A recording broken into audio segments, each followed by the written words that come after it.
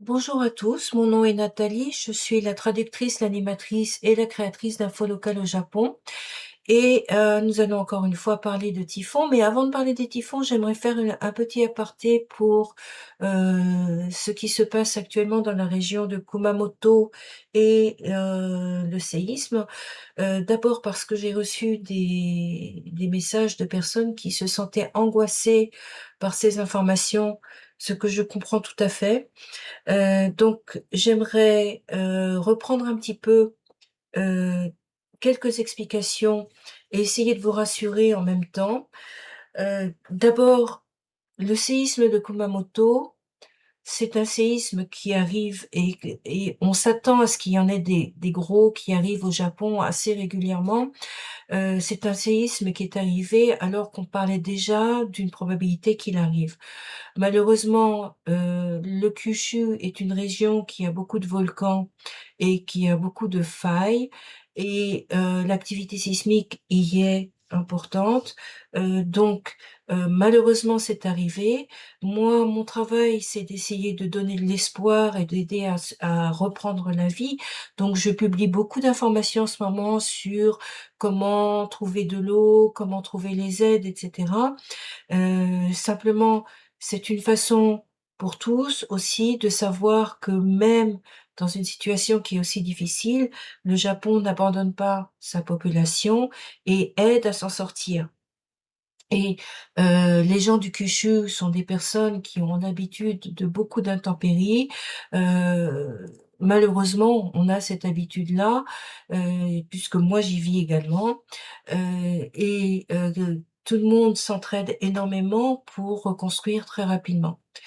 Ce que vous pouvez faire pour aider les gens du Kyushu, c'est effectivement de faire des dons financiers. Vous pouvez le faire depuis l'étranger comme vous pouvez les faire depuis le Japon. Et vous pouvez aussi acheter des produits en provenance de Kumamoto pour aider les entreprises à se remettre sur pied. Parce que l'économie, si l'économie tient, les entreprises se reconstruisent et elles peuvent employer des gens de la région qui ont tout perdu et la région peut se vitaliser et surtout se reconstruire. Donc pour rappel, si vous regardez la carte du Japon, le séisme a eu lieu ici et c'est dans cette région-là. Mais toutes les régions n'ont pas été touchées de la même manière. Il y a une dizaine de villes qui se trouvent, encore un petit peu avec des problèmes de distribution d'eau, de nourriture et cetera, et surtout il y a beaucoup de routes qui ont été endommagées, y compris des voies de chemin de fer. La priorité du gouvernement, c'est bien entendu de remonter l'infrastructure, routière et de chemin de fer parce que c'est la ligne de vie d'approvisionnement des biens et cetera. Si vous voyagez dans le Kyushu, vérifiez bien que les routes sont praticables avant de vous déplacer parce que si vous arrivez dans un embouteillage et que vous empêchez les secours et les transporteurs de transporter les biens de première nécessité, ça peut être un problème pour la région. Mais indépendamment de ça, la plupart de la région est maintenant, complètement ouverte. Avant d'aller dans un endroit, téléphonez au lieu d'hébergement et demandez-lui si vous pouvez y rester, pour la nuit ou pas et sinon changez vos plans. C'est pas très difficile dans le Kyushu, il y a beaucoup d'endroits à visiter. Si vous ne pouvez pas aller à Kumamoto, vous pouvez aller à Oita, vous pouvez aller à Nagasaki, à Saga. Il y a beaucoup d'endroits à voir. Alors, ça, c'était à propos du séisme. Maintenant, pour les typhons. Alors, comme vous le voyez, nous avons 2 typhons actuellement un qui s'apprête à quitter le Japon et un qui s'apprête à rentrer au Japon. Alors, celui qui s'apprête à quitter le Japon, c'est celui qui se trouve dans la région d'Okinawa et qui le couvre depuis et qui couvre qui couvre Okinawa depuis le 6. Alors, Okinawa et Amami sont encore dans le cercle du typhon, en date du 8 août et demain matin, normalement, ils vont en sortir complètement. Mais le vent va continuer à souffler et comme c'est un typhon qui est assez puissant, même en dehors de la zone rouge ici, là, dans la zone rouge, le vent est à 40 à 60 mètres par seconde, ce qui atteint plus de 216 km/h. Si, on est dans cette région-là, le vent souffle très fort et dans cette région-là, le vent doit souffler à peu près à une vitesse de 20 à 30 mètres par seconde. Près de, Okinawa et à Ishigakijima et à Miyakojima, le vent a atteint 30 mètres par seconde, ce qui est, déjà considérable et sauf erreur, c'est 108 km/h. 108 km/h, donc c'est la vitesse d'une voiture sur l'autoroute. Bien entendu, il n'est pas question de sortir. Les gens sont donc confinés chez eux jusqu'à ce que le cercle du typhon disparaisse de la région et qu'ils puissent remonter dans un avion. Dès que le cercle du typhon aura disparu, les avions, vont pouvoir revenir. La mer va rester agitée pendant un certain temps et par conséquent, il va y avoir un petit battement pour pouvoir remonter dans un avion et quitter l'île, si on veut quitter l'île, ou pouvoir accéder à l'île. Il y a eu des dégâts, mais je n'ai pas encore entendu parler de dégâts majeurs, mais comme à chaque fois qu'il y a un typhon, il y a des dégâts, ça arrive. Et il y a eu quelques coupures parmi les membres d'Info Kyushu, d'Info Local au Japon, et cetera, les gens qui me suivent. J'ai eu des retours me disant que aussi bien, dans le sud de Kagoshima, que de la préfecture de Kagoshima, qu'à Okinawa, il y a eu des coupures d'électricité. Mais tout le monde a l'air d'aller bien. Ensuite, donc ce typhon-là, ça va être demain, ça sera pratiquement de l'histoire pour nous. Maintenant, on va parler du deuxième typhon qui menace le Japon, qui est le typhon numéro 15.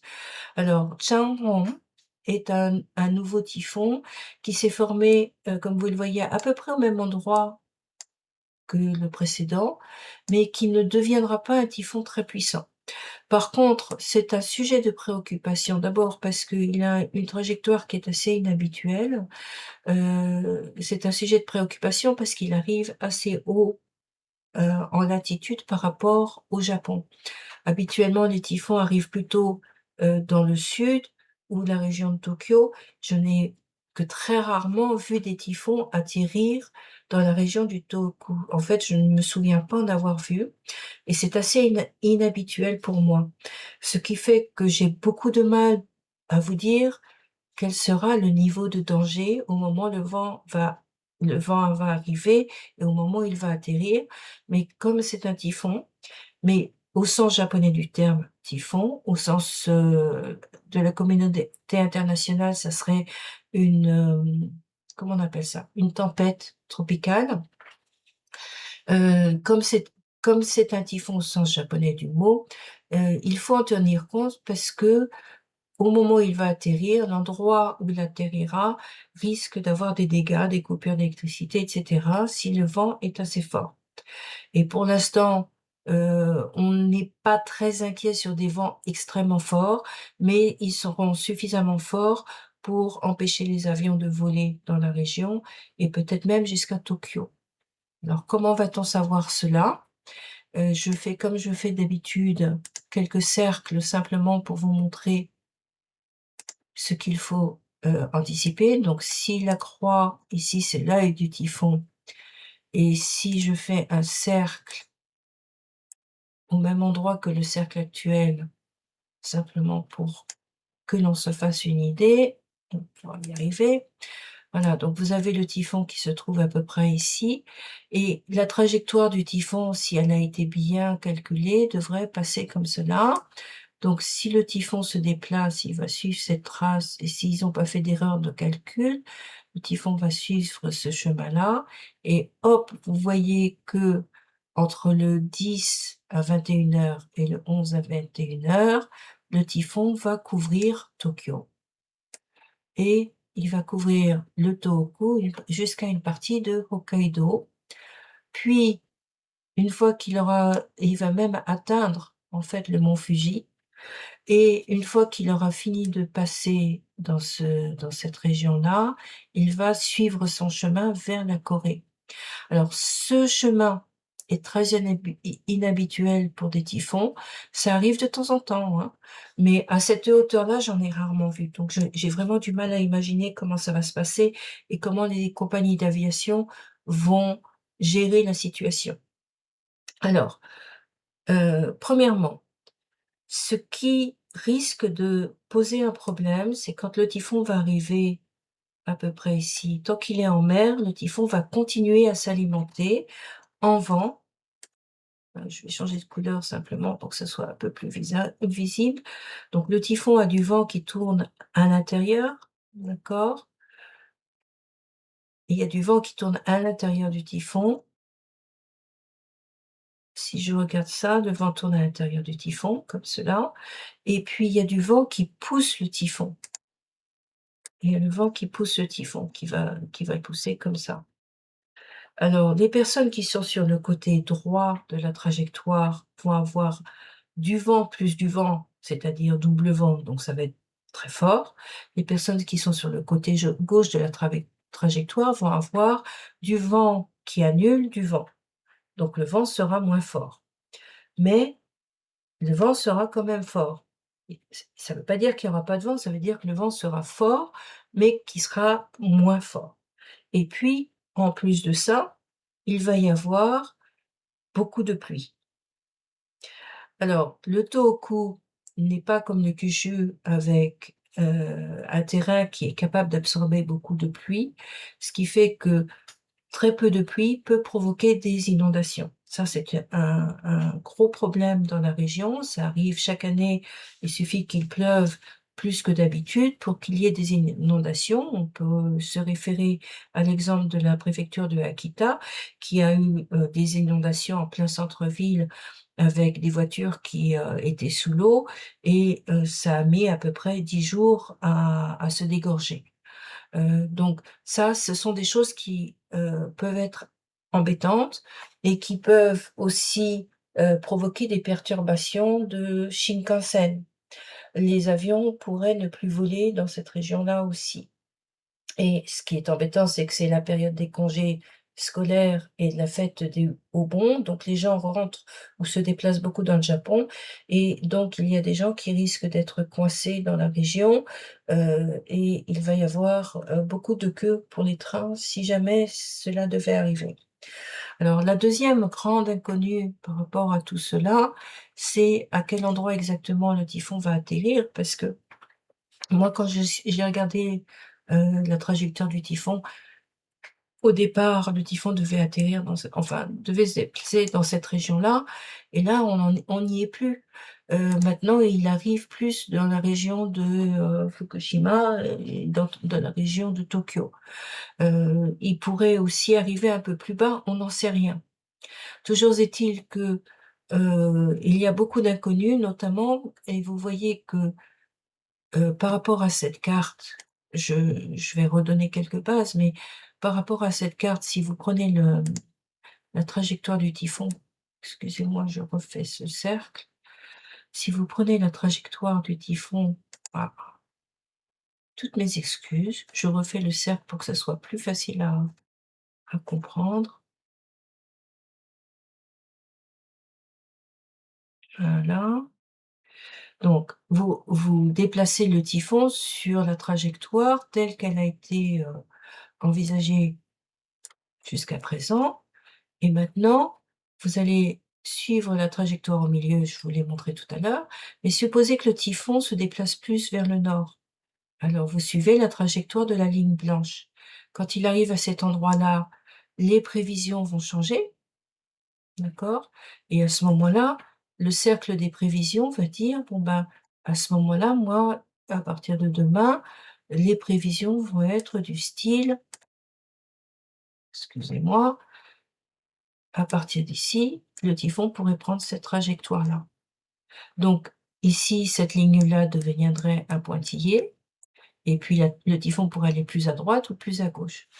Pour l'instant, ce qui se passe surtout, c'est que le typhon a l'air de descendre beaucoup plus vers le sud que de monter vers le nord. Par conséquent, la grande inquiétude que l'on peut avoir, c'est s'il descend plus, il va impacter la région de Tokyo, ce qui va être assez embêtant et surtout la région de Chiba où il y a l'aéroport de Narita, d'accord? donc la péninsule de Chiba qui, est celle qui accueille les vols internationaux. Bref, cela signifie que le trafic aérien pourrait être perturbé et qu'il faut dès maintenant suivre les informations, et puis surtout vérifier la page des transporteurs aériens si vous avez un vol national intérieur. Pour les vols internationaux, si vous êtes à l'étranger, votre compagnie d'aviation annulera le vol avant, enfin dès qu'elle si elle anticipe que les aéroports vont fermer à Tokyo, la compagnie d'aviation annulera le vol. Si la compagnie d'aviation dit: «Le vol part», ça veut dire qu'elle n'anticipe pas une fermeture de l'aéroport. C'est aussi simple que ça. Ensuite, si, vous êtes au Japon, aujourd'hui nous sommes le 8, normalement les annulations de vol, c'est à partir de 2 jours avant. Donc, si vous attendez jusqu'au 9, donc demain, vous aurez les informations et vous saurez à peu près si vous devez reporter votre avion ou l'avancer ou quelque chose comme ça. Les changements d'avion sont gratuits lorsqu'il y a un cas de force majeure comme un typhon, mais si vous faites la démarche avant d'autorisation de la compagnie d'aviation, vous devez tout payer de vous-même. Donc c'est ce que vous voulez éviter, parce que ça coûte quand même beaucoup d'argent. Pour les vols intérieurs, c'est la même chose. Maintenant, encore une fois, sur le côté gauche du typhon, et c'est un typhon qui n'est vraiment pas fort, il a des vents qui vont faire 18 mètres par seconde, c'est-à-dire, quelque chose comme 64, kilomètres/heure, sauf erreur, et des rafales qui vont faire 25 mètres par seconde, soit 90 kilomètres/heure. Il est possible que si le typhon ne descend pas plus au sud et n'est pas très fort, il est possible que l'aéroport d'Haneda ne ferme pas, mais je ne peux pas vous le garantir parce que je n'ai pas du tout cette expérience et que, heu, c'est une décision qui va se prendre avec la sécurité en tête et qu'il est très possible aussi que les aéroports soient obligés de fermer. Donc pour l'instant, on ne le sait pas, on le saura demain. Et je publierai sur le site ce qui est, nécessaire de savoir à ce moment-là. Donc, je sais que c'est une source d'angoisse pour beaucoup de personnes, et je reviens sur ce que j'expliquais tout à l'heure concernant les séismes et cetera. Sachez qu'au Japon, d'abord les séismes et les typhons, c'est le folklore du Japon. Si vous venez au Japon, il faut bien se dire que c'est un pays qui est ingrat du point de vue météorologique. C'est ingrat parce qu'il y a des séismes et que c'est un des endroits où la terre bouge le plus dans le monde. Et puis les typhons, c'est pas comme les hurricanes aux États-Unis. Il y en a qui sont très puissants, mais ils sont rares, rarement très puissants, et ce sont des grosses tempêtes, qui peuvent atteindre des vitesses particulièrement, des puissances de vent particulièrement importantes, mais le danger principal est surtout lié à la pluie. Parce que les nuages se perdent sur les montagnes et la pluie et le terrain fait qu'il peut y avoir des inondations et des éboulements. Mais, nous avons tous l'habitude, nous prenons des précautions, nous suivons les alertes, nous suivons les informations, nous nous préparons et nous savons nous mettre en sécurité. Et moi, mon rôle, c'est de vous dire comment vous mettre en sécurité. Donc si vous suivez la page et si vous suivez les articles, et je vous en supplie, cliquez sur les liens que je mets. C'est pas seulement les petites photos que je mets sur les réseaux sociaux. Il faut cliquer sur les liens parce qu'il y a beaucoup d'informations. Mais si vous vous référez à ces informations-là, vous serez en sécurité. Donc, n'imaginez pas plus que ce qu'il y a déjà. Essayez simplement de de relativiser, de vous souvenir que vous avez plein d'outils pour vous mettre en sécurité et suivez les informations simplement pour savoir quand et pourquoi il faut se mettre en sécurité. C'est ça qui est important. Voilà, j'espère que ça vous rassure un petit peu. À très bientôt pour la suite. Je ne pense pas refaire une vidéo parce que là, celle-ci est déjà longue, mais si vous avez des questions, bien entendu, je serai heureuse de répondre à tout le monde. Heu, je publie plus d'informations sur les réseaux sociaux que sur le site pendant le passage des typhons et pendant le passage des, intempéries, et après coup, je publie sur le site, heu, après les intempéries, s'il y a des informations importantes. Donc suivez-moi aussi sur les réseaux sociaux. Vous avez Facebook, vous avez Twitter X, vous avez Threads, vous avez Instagram, Blue Sky, WhatsApp. Mastodon, il y a pas beaucoup de monde sur Mastodon, je pensais arrêter, mais bon, je continue pour le moment. LinkedIn, il y a même LinkedIn, c'est pour ceux qui veulent me suivre sur LinkedIn, et Pinterest. Heu, Simplement, suivez au moins quelque part pour avoir les dernières informations et les messages d'alerte si vous ne comprenez pas l'anglais. Merci pour votre attention et à très bientôt. Au revoir.